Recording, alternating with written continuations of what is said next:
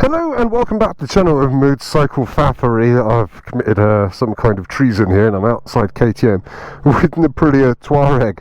I've just picked this up from over the road at Aprilia HQ, Piaggio Group HQ, and I'm just going to take it home. I'm absolutely knackered. I've ridden up here on the 1290 Super Adventure. I've ridden 4 bikes today. Well, I rode my Super Adventure up here. I rode Super Duke R, and I rode Super Duke GT, and now I'm going home on the Aprilia Tuareg, and I've literally ridden this 2 miles, so I don't actually know really what this is like. So this is very much a waffly first impressions video. It'll probably be cut short because my GoPro's running out of battery. I've only got one GoPro, it's going to be boring. Might as well switch off now. That's where I would have an intro if I'd paid someone to make me an intro, but I'm too tight and I haven't. Right, first impressions of this bike are, well, it's comfortable. My buttocks need that after a day spent riding Super Dukes and holding on to them.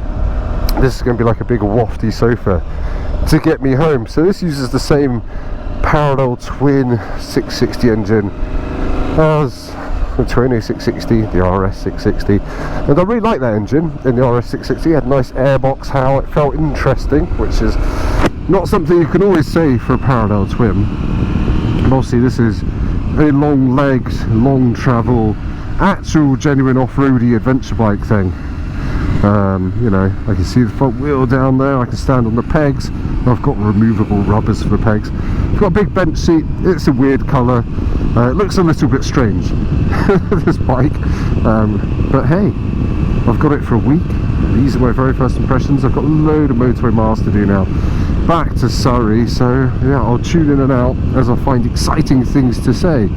There's only got 150 miles on the clock, and apparently the first service is going to pop up soon, and I've just got to ignore that apparently and just crack on. Anyway, let's see what it's like. Motorbike, it's got brakes. Yeah, I always like motorbikes with brakes, they're my favourite. Yeah, I kind of feel like 21-inch wheel, but it tipped in quite nicely there. It's on like kind of semi-knobbly things. Can't actually remember what they are because I'm too tired to have looked, but they don't feel jittery or noisy, which is nice.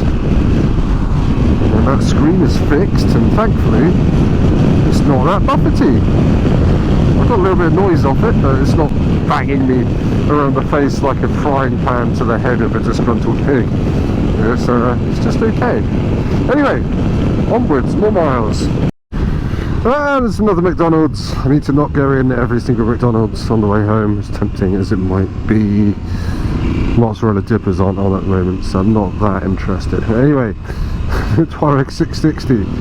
It feels pretty good, to be honest. And that parallel twin really does have an epic airbox noise, like it did on the RS 660. I was impressed on that bike how this parallel twin does sound like half a V4. It sounds really good. Screen, I've downgraded it from slightly noisy to quite noisy. I can't hear my podcasts at advanced motorway speeds like I could on the way up on the KTM, so it's going to lose a mark or two for that. The brakes are fairly simple, Brembo jobbies. They look like they're, I don't know if they're sliding calipers, but they're not radially mounted.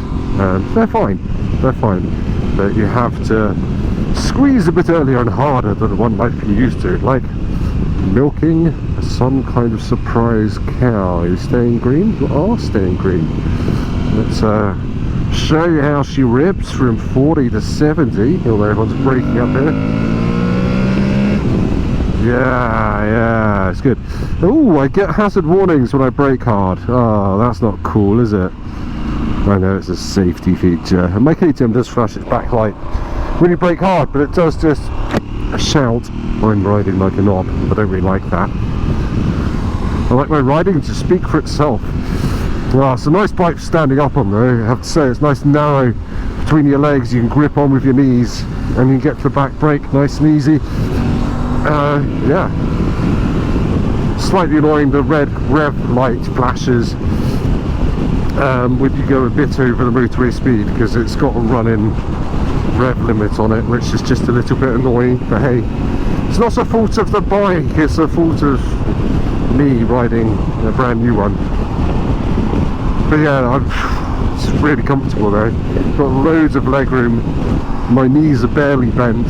And I feel like I could sit on this all day. I think the seat possibly might get a bit hard, but I've got an hour and a half of riding to do on the motorway, so I'll tell you in a bit. But otherwise, really comfy, constant crushy thing. Unfortunately, not going to be able to take this off-road, which is a little bit of a pity, because Aprilia's insurance doesn't cover that. So I can't do any green laning.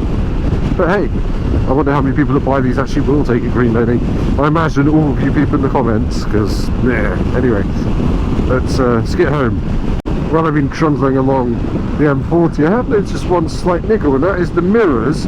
They don't feel like they're wide angle enough. They feel a bit, I don't know, a bit narrow, a bit tight, a bit like you're in an American car. It's a very minor thing, otherwise I'm very comfortable, I'm chilled out, and also in 6th gear this has got loads of go. It doesn't feel very junior. It feels like it's more than fast enough for getting yourself up to decent speeds very quickly, nipping past traffic and doing things like I can't talk about. Well, you've got a funny feeling that I'm going to be doing some filtering around the M25 in a minute. That'll be a good test of the Tuareg's nimbleness and narrow handlebars. They are not so narrow, but they are the widest part of the bike, so we will have a look.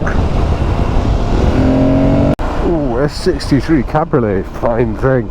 Yes, we're now going to have to do un petit peu filtrage dans le M25, or whatever it is in French. Oh, thank you, Mr. Tigran. So is that funny bit when you're filtering on the motorway and it's suddenly you look down and you realise the traffic is actually doing 70 and you should probably stop filtering.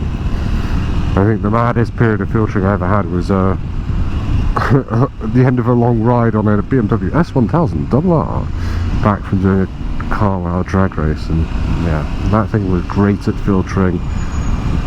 Possibly too good. Sorry if I sound that good. I am. But filtering is always good mental workout. Hello SLK55, very nice, very nice. Yeah. It is the Easter weekend, starts tomorrow, I guess. Everyone's off tomorrow, it's a bank holiday. So the roads are gonna be busy. They're gonna be busy. Oh, look at this mighty thing. This blue Honda Jazz. I have a blue Honda Jazz, exactly that colour, exactly like that. It's great, I got it for free. I see a Lamborghini Huracan up ahead. Let's go and have a little look.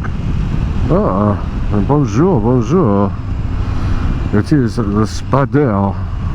I don't really fit in those very well. Anyway, sorry, this is a video about the Aprilia Tuareg. Look, I'm filtering, it's good. I've not died.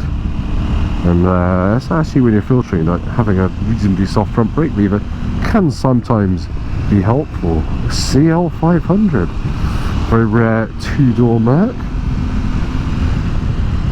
I could do this, couldn't I? I could do a filtering YouTube channel where I just pass comment on people's cars, driving, and observation of motorbikes coming up behind them. Oh look, there's a Kia EV6 in the good colour. Hello, green electric Korean Futuremobile. It's a really good car, that.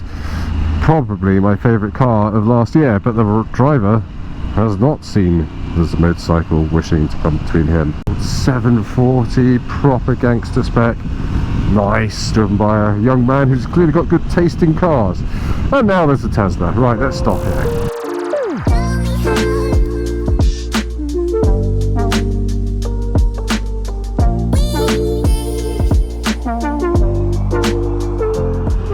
Right, I've successfully negotiated the hell that is the M25 on the day before bank holiday weekend, and the Tuareg did really well. It's just easy to ride. That parallel twin is so smooth, and considering it's only a little 660, surprisingly tractable. And I'm talking like 6th gear roll-ons from 50 miles an hour. They're pretty quick. You get up to speed really well.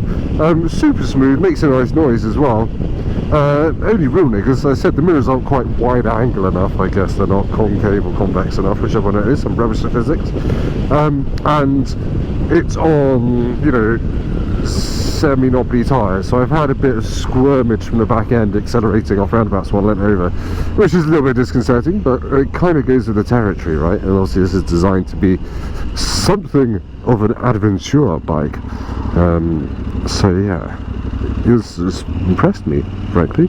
It doesn't feel C-word. No, not that one. It doesn't feel cheap. So yeah, anyway, bit of a random vlog. I just thought I'd do my first impressions, boring as it was, and yeah, thank you for watching. Hopefully this has been helpful, if not entertaining, if not watchable, and I shall see you next time when I'll either be doing the full review of this or I'll whack some other reviews up, because I've ridden a lot of bikes lately. So yes, thank you for watching. Goodbye. Like, comment, subscribe, and go down to the comments and call me the Italian word for a porcupine. See you later. Bye.